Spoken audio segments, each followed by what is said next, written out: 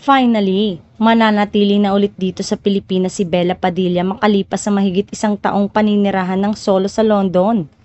Ayon sa TV host actress, magbabalik full-time na kasi siya sa trabaho. Ang caption niya, "I am temporarily closing this chapter as I prepare to work full-time again."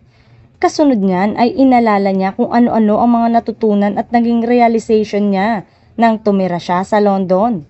Nilinaw rin niya na magkakaroon pa rin siya ng bahay sa nasabing bansa at sinasabing, "Maybe one day, I will call it home again."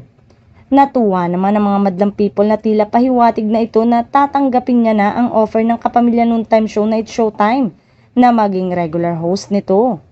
Ito ay kasunod ng pangungulit sa kanya ng mga netizen na maging regular host sa It's Showtime. Ayon sa kanya, dati pa ay ilang beses na siyang inaalok ng management at ni Vice na maging regular host pero ayaw niya raw tanggapin ang offer. Maraming netizen ang pumuri sa magandang rapport ni Kim Chiu, Jong Hilario, Vong Navarro at Bella Padilla sa It's Showtime.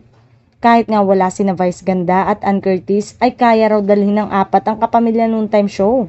Aasahan naman na ipakikilala ng formal si Bella Padilla bilang regular host sa nalalapit na renewal ng contract signing ng Noontime Show sa GMA Network sa mga susunod na araw.